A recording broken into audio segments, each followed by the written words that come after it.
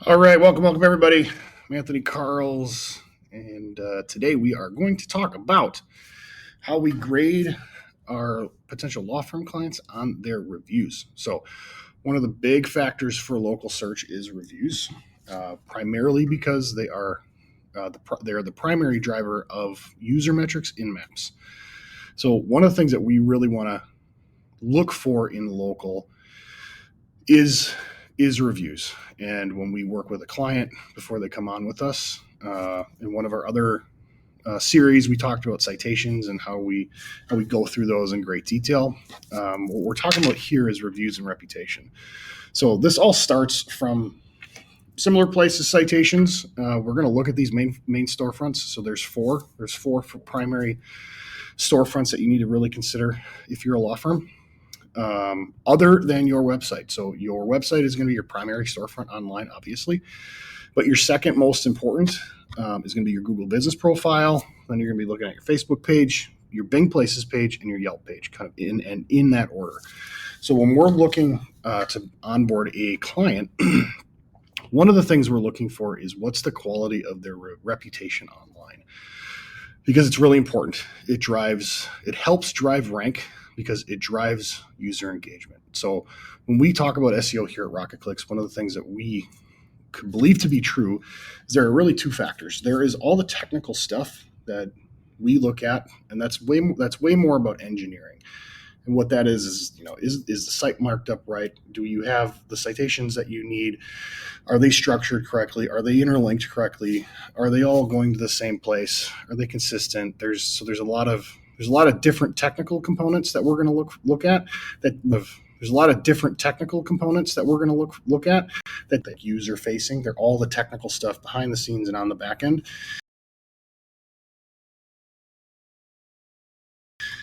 And when we talk about those, what those are your seat at the table. That's a good way to think about it. When you're ranking on the first page of Google or in the top 3 in the map pack, what you're doing technically, when you're technically doing SEO and you're adjusting things and you're making edits and changing the structured data and you're doing all that, what you're doing is you're credentialing, similar to like going to college. So if you don't do these things right, it looks like all you did was graduate from 8th grade, maybe. Like you have a website, but it doesn't, Googlebot can't read it. It's not structured well. So like you just have an 8th grade certificate of completion versus you SEO correctly and now you have a PhD level. And what Google's going to do when they compare these two different assets, and they're going to say, oh, this is an 8th grade level asset. This is a PhD level asset. I'm going to give them a seat at the table and an attempt to stay there. Now, you can get a seat at the table by doing a lot of black hat stuff, spamming your way to the top, all of that.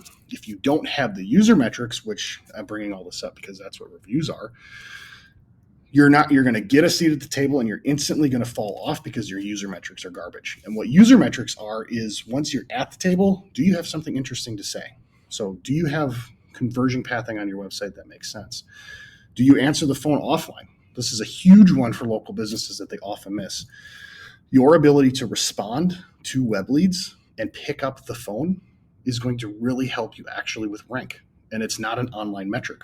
But what it's going to do is if you pick up the phone or respond within the first 30 seconds or minute of a web lead being submitted and start engaging with that user, the user is going to get off of Google and they're going to end up terminating their search with you as the user. And that offline interaction is going to signal to Google that when they sent you to their site or you use their Google business profile page, their search terminated, meaning the user stopped searching for similar things in that category. Maybe they searched for divorce lawyers Milwaukee. And then they went to your site and you called, and then they stopped searching for any of that stuff. They were just done for the day. Their search terminated because you did a good job with your user metrics. You did what you were supposed to do. So, and what Google's going to do is reward that, because what that does for Google, what's in it for Google is they delivered you a result. You got the answer that you were looking for, and you stopped looking for that category, because there's nothing more frustrating when you're using a search engine and you keep having to type and search for the same type of stuff.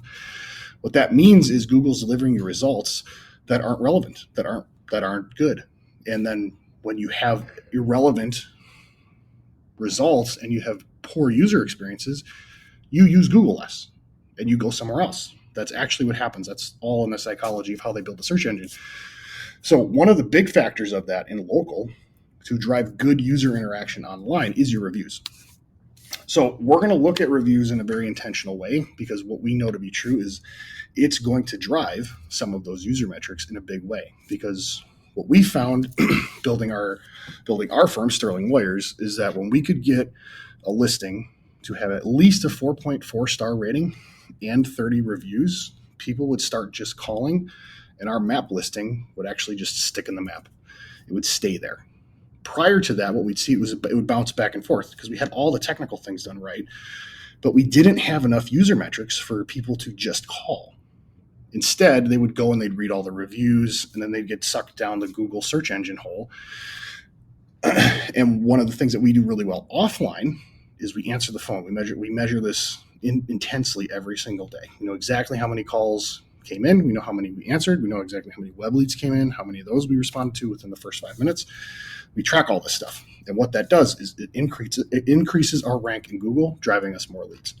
So when we audit reviews, we're looking at the 4 main storefronts, which is Google Business Profile, Facebook, Bing, and Yelp.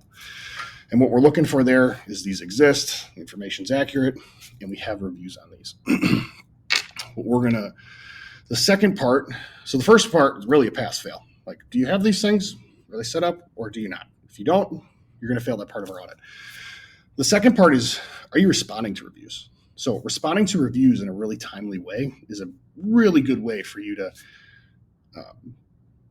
indicate to Google that when someone speaks with you, you speak back. Ideally, what we want to see and what drives user engagement is a 24-hour response. If we can do that within the first 24 hours, fantastic. And the better we have, not just like, thank you. Thank you's it's better than nothing, but it's a bad review response. What you want to do is you want to like really respond to the review in an empathetic way. Thanking them for the time that you had with them, appreciating the opportunity to serve them, wishing them well on their future endeavor. Like, they just went through one of the most traumatic experiences of their life. Divorce or paternity cases are awful in the list of, they're really high on the list of things that are stressful in a life. So when we get a positive review or a negative review, we need to respond to them in an empathetic way. What that does is it shows the users that are coming to there to potentially use us as a law firm that we're active, we care, like we really care about these things, and it shows our personality through that, and it will drive more phone calls. So what we want to make sure is that we're responding timely, preferably within 24 to 48 hours, and that our responses really have empathetic responses. That's going to drive engagement. So if you do that all perfectly, you're going to get an A. If there's like several reviews, 1 to 2 that have delayed responses or they lack empathetic engagement, you're going to see that score go down. That's a B. 3 to 5, that's going to give you a C. 5 or more where we're not doing this, it's a really big opportunity. We want to improve that. That's going to get you a D on our audit. So second one, or the third part of our audit, is really digging through your operational process and seeing, do you have a review engagement strategy? What are you doing to drive reviews? Is there actually a system that's scalable?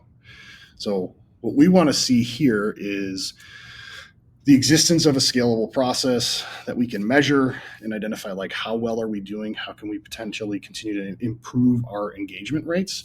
So when we do this at the law firm, we ask for reviews at 3 different intervals. We ask for it right after the consultation, 90 days in, and after the case is over. And we do that for a lot of different reasons. We did a whole series with my business partner, Jeff Hughes, on NPS. If you go look at his YouTube page, you can hear all of that information. But there's a lot of things that we want there. So if you're going to get an A if you have a scalable process that we can measure. So those are the 2 things. You're going to get a B if there's a process in place, but you can't really measure it or it's not really executed consistently. C, limited or basically no process without measurement. And then D, there's no process in place to encourage reviews, and this is all accidental. So this is something that we'll want to improve, work with you on. And then number 4 and number 5 are pretty easy. So for every location you have and on all these platforms, what's your review quality look like? quantity look like? We want to get, ideally, we're over 50. Minimum to stick in the map, we would call our B score, and that would be 30 to 49. 50 plus is really going to be good. And that's going to be especially true if you're doing part 5 well, where you have at least a 4.4 or 4.5 star rating or higher. When you kind of get that magic combination of at least 30 reviews and 4.4, 4.5, you're going to really stick in that map. That's a critical spot for you. So quantity of reviews, you're going to get A if you have 50 plus, B 30 to 49, C 20 to 29, and fewer than 20 is going to be a D. And then quality, average rating 4.8 or higher is going to give you an A. B is 4.5 to 4.7, C 4.0 to 4.4, and then D 4 or lower. So again, so we put these out here on our website. I'm looking at the page right now. I walked through it on this video. Just go look for our review and reputation grading guide for law firms. You can do this yourself, but we're happy to do it for you, help advise you, help make this whole process better, so you can rank better in the family law categories that you're trying to dominate in, and drive more business and grow your firm. If you want our help, reach out.